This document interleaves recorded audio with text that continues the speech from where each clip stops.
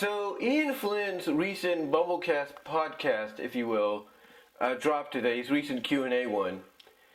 And the thumbnail for it really got my attention because it was a cover, well basically it was a combination of the cover of issue 29 of Archie Sonic and a page from the Stargazing side story from one of the future issues later down the line, which I think was like in the 150s or something like that, 156, 7, something like that.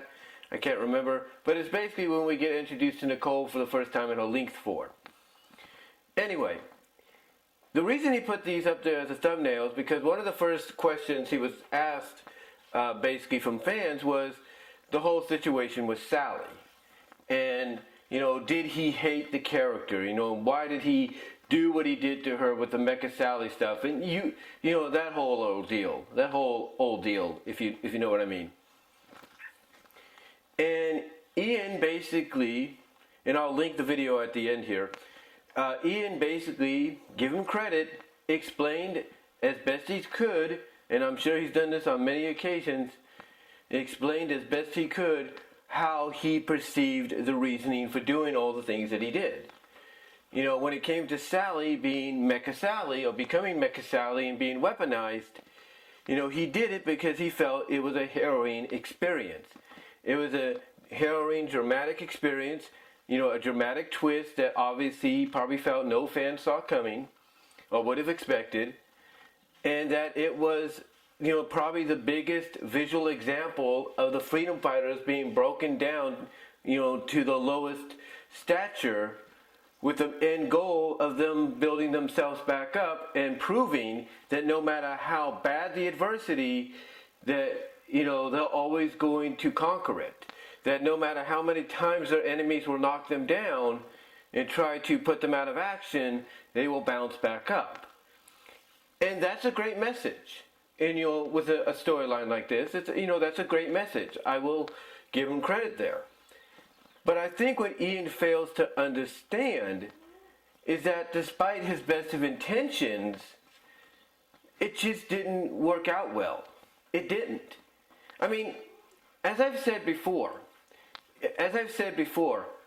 you know, the blueprint for it, you know, the presentation, I should say, the blueprint presentation, if you will, was great. The story outline was good.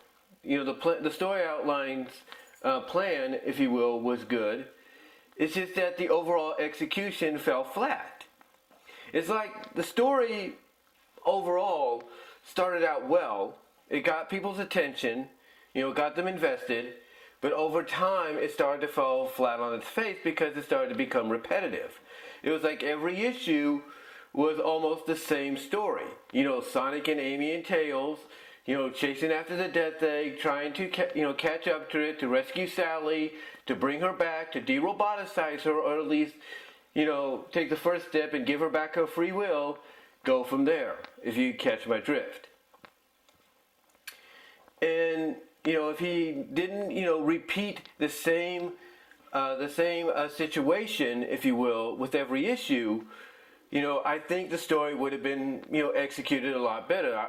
You know, in other words, I think some people probably would have been more invested. And that's just my point of view, but I think that's an absolute fact when you get down to it. It's an absolute fact. Now, you know, here's the thing.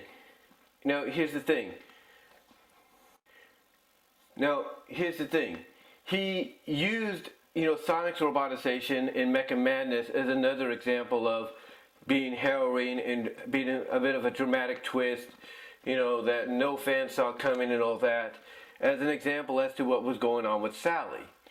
And I completely understand that. I completely get that.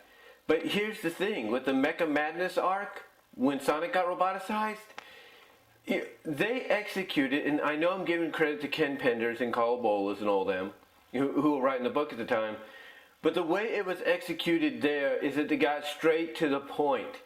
There was no repetitiveness. You know, there was no, you know, falling flat on its face because it was, you know, just, you know, the characters repeating the same stuff over and over and over again. It was straight to the point. It was straight to the point. And that's what made the Mecha Madness story, so well received. It was straight to the point. It wasn't, a multifaceted story that took place or that continued issue after issue, and it became repetitive with the same situation. Now, yes, he did try to change things up during the Mecha Sally deal, with Sonic and Tails and Amy chasing after the Death Egg and her and all that, by including some characters in there that we had not seen for a while, like, Lita and Lyko, the Wolf Twins from the Wolf Pack. They tried to, he tried to freshen things up by adding them into the storyline, basically in a role that I think was originally, reserved for Hershey the Cat, before the whole lawsuit there.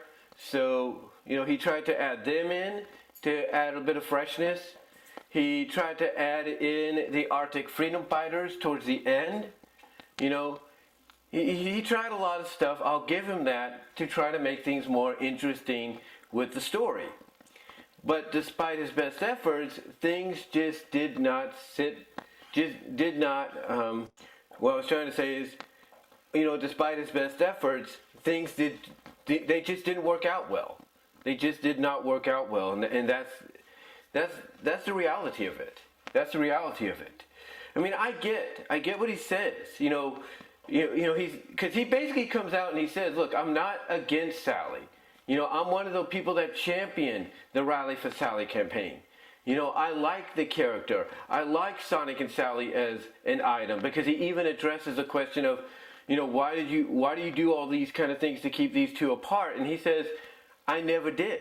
I've always liked them as a couple. But, some people brought up the Mecha Sally thing, or at least the Ken guy that reads off the questions for Ian, mentioned the Mecha Sally deal. And once again, he has to bring up the fact that, it was about harrowing, and it was basically about being a harrowing situation, a dramatic situation for Sonic to build himself back up from. That's why, that thing happened with Sally. And that he never was against them being an item. Now, I will give him credit there. I will give him credit in that situation that, at least he did prove he was a fan of them as an item. He did mention that. He did mention that he was a fan.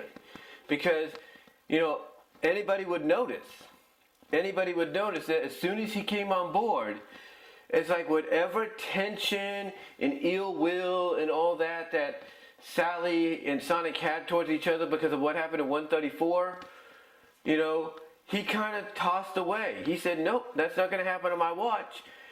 And from 160 all the way up to 222, he started the process of getting them back together.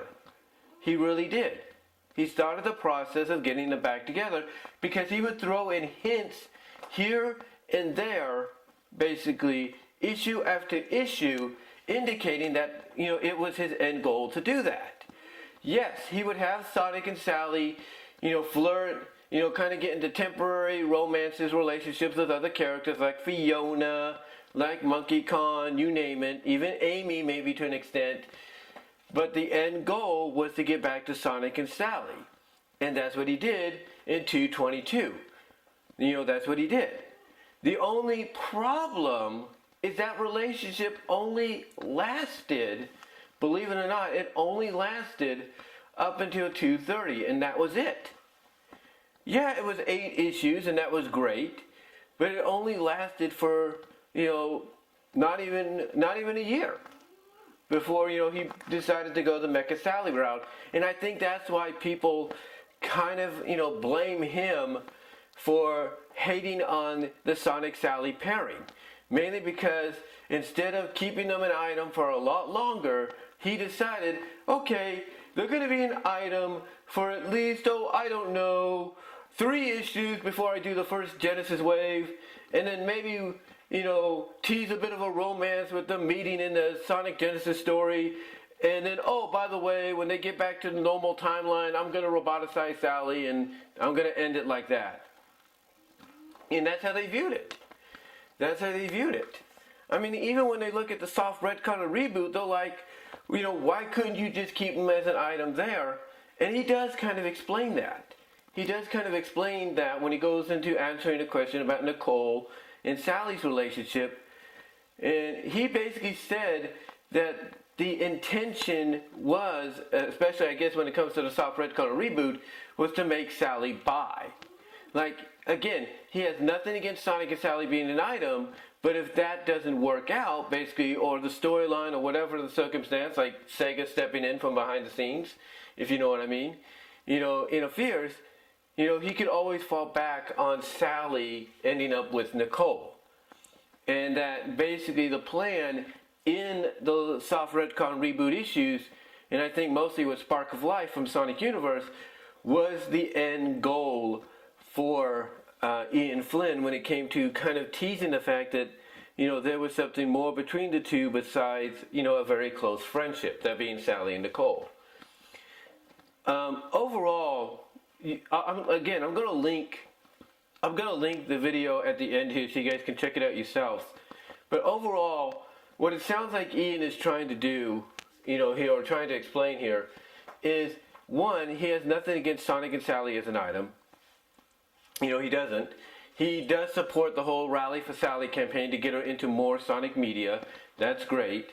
He has nothing against the character, and that the only reason he did the stories the way he did them, especially the Mecha Sally one, was for the very harrowing, dramatic storytelling that would bring the Freedom Fighters down to the lowest level before building them back up. And again, one can understand that and accept that and even respect it. But what he fails to understand, in my opinion, and others will say this, is even though, the planning was probably great, like the pre-production, for the story was great, basically I'll put it this way, the script for it was great, the pre-production talks were great. It's just that the overall execution, when it was all said and done, fell on its face. Even though it started out well, it fell on its face in the process. And I think that's the one thing he has to accept. That even though he had a good storyline, starting out very well, it just fell flat because of its repetitiveness. And that's a fact.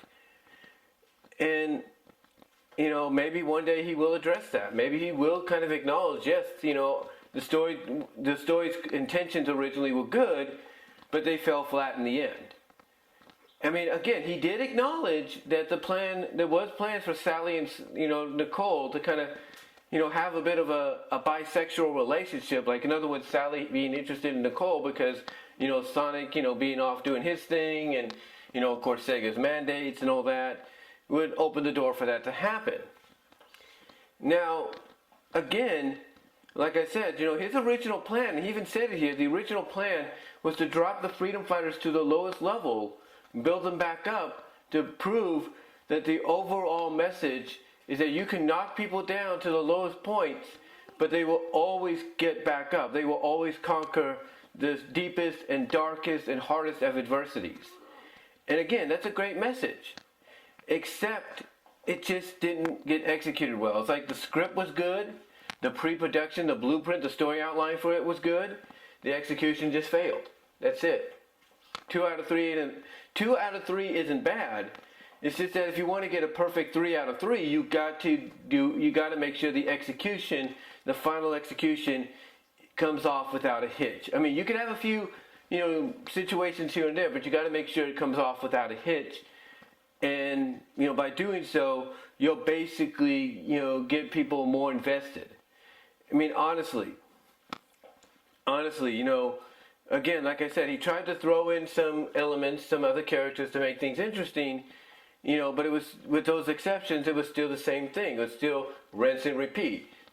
Tails, Amy, and Sonic going and chasing after the Death Egg to try to get Sally, get her back and de-roboticize her, or at least give her back a free will, as a first step, with the exception that he tried, like I said, with the exception he tried to add in different characters and places and all that elements, it just, like I said, it just fell flat because it was rinse and repeat, and that's the truth. That is the absolute truth, in my opinion. And anybody that goes back and reads that story, and reads those issues, would look at that and consider it that way. They really would. So I'll give Ian credit for coming out in his recent podcast and at least explaining once more his point of view as to why, the story of the Mecha Sally deal and everything was done the way it was and all that. I'll give him credit there. Because like I said, he even tried to compare Sally's situation with Sonic's situation with Mecha Madness. But as I think I said earlier, the difference between the two is that despite how you feel about Ken Penders and Carl Bowlers and the writing team at the time, despite how you feel about them, the execution of that storyline was done better. It's like the script was written well, the story outline was done well, and the execution followed up on that to a T. Yeah, they had a few moments here and there, a few mistakes here and there, or criticisms here and there, but overall, it was to a T, the execution. And they followed it up. They followed it up, if you will.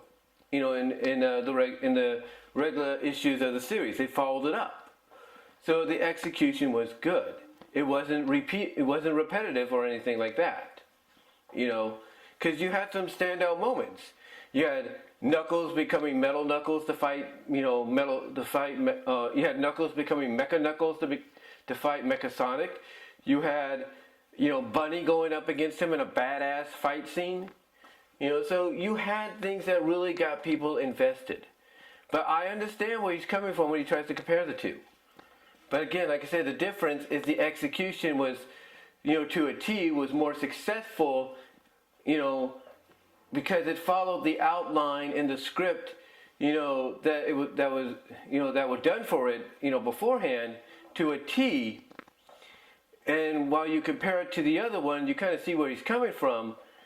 It's like the script was good, the story outline was good, the execution, though, it wasn't to a T. The execution just fell on his face. And he knows it, and he knows that. But again, I'll give him credit for coming out and at least once again trying to explain his side of the story, because again, he did write it. He did write it with some help. He did, his best to try to give us something different. It's just that I don't think, honestly, he expected the backlash he was going to get. And that's the honest truth. Because one of the things that they come back to, that being fans of Sally Acorn, of the Sonic and Sally pairing, of Archie Sonic and Sonic Sadie Ann period, one of the things they come back to when they pretty much feel that, he never liked Sally, he never liked Sonic and Sally as an item, is the whole Mecha Sally thing. That is the top thing they come back to. Because they feel that, hey, if he did have something for them, if he was a fan and all that, he wouldn't have done this. He would have gone a different direction. But he didn't. He just did his own thing. Or he wrote the story basically the way he felt, would grab people's attention, get them invested, because here you have these main characters being put down to the lowest point, and you're just reading issue after issue to see them try to get back up to that height of, hey, we're back together, we're back on our feet, and hey, Eggman, no matter what you do to us, you can't knock us down kind of deal.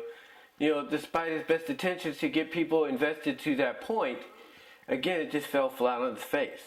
It's like it started out well, but then it just spiraled downwards. And he knows it. I think he knows it. I mean, it's the same thing. It's like recently I talked about the whole Fiona Fox betrayal and how it didn't make sense. And a lot of people will defend and say, it did make sense. And that, her going, bad made her character more acceptable. That's their opinion. But there's a lot more, believe it or not, that counter that. Even more fans that counter that, basically, by stating it didn't make sense. Let me explain.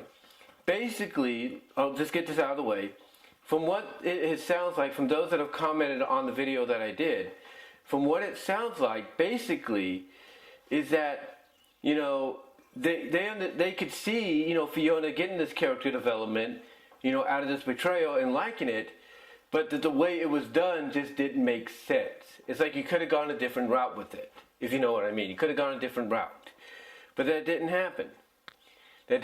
So yeah, there's a lot more fans, just like with the Mecha Sally situation, there's a lot more fans that believe and feel the Fiona Fox betrayal in 172 came out of freaking nowhere and made no damn sense whatsoever, because there was no hints it was going to happen. Just like they look at the whole Mecha Sally deal, and they look at Ian and they say, you did this because 1, you don't like Sally Acorn, and 2, you don't like the Sonic and Sally pairing. Because again, when you go into the soft retcon reboot, he could have easily had them back together as an item, but he didn't.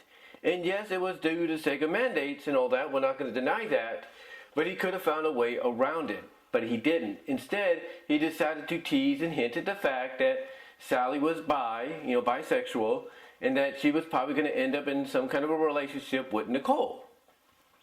So there's that.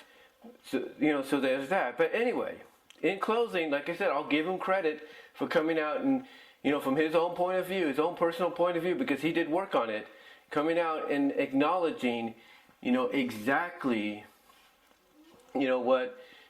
acknowledging exactly what a lot of people have an issue with, and giving his own reasoning why it happened.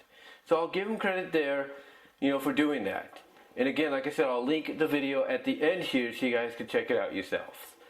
But that's all I'm going to say on it, guys. What did you think overall, of the whole Mecha Sally thing? What are your thoughts on Ian Flynn, if you did listen to the podcast? What are your thoughts, on him giving his own explanation, not just here, but various times on why it was done?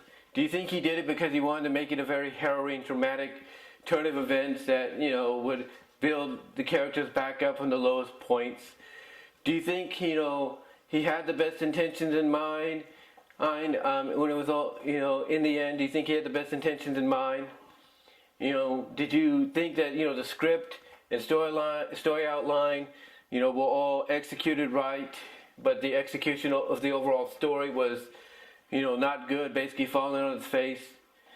Do you see that? Did you see that kind of happening, basically, when you look back at the story, that, the script, was good, the story outline was good, but the execution was bad? Do you see that, possibly being one of the reasons? And again, do you agree with him and what he said here? Because he feels, that, he was trying to make something, a storyline to the point that would have the characters build themselves back up in the lowest point. Do you believe him with that? It being a harrowing, dramatic situation? And do you believe him as somebody that says he's a champion for the Rally for Sally deal? He has nothing against Sally, and he has nothing against Sonic and Sally as a couple. Do you believe him, or do you think he's just trying to, save his own rear? What are your thoughts? Comment down below. Live chat during the premiere. By the way, super chats and super stickers are encouraged to be utilized in the live chat during the premiere, if you can do so. $1 to $5 is whatever you can do. Would be greatly appreciated. But yeah, let me know what your thoughts are in the comments and the live chat during the premiere. Like the video. Check out the Teespring store. Also check me out at BW Rose's Discussions, all your favorite audio podcast locations except for Pandora. I am close to 300 podcasts, guys, and listener support is activated on Anchor.fm if you're listening to the podcast there, as well as you do get the option of video and audio podcasting on various sites like Spotify, Amazon Music, and Apple Podcasts. Also check me out at BW Roses on VENMO for content you can't get anywhere else due to copyright. Also check me out at BW Roses at Patreon.com to support me with a $1, $3 tier. I am considering a $5 tier for Q&As, but don't hold me to that just yet. If that happens, I will let you know. Also check me out at VENMO at Brian-Walmer-2 to help support me there as well. But until next time, guys, again, let me know what your thoughts are in the comments and the live chats about what Ian had to say in his latest Bumblekast Podcast Q&A today. And I will talk to y'all later.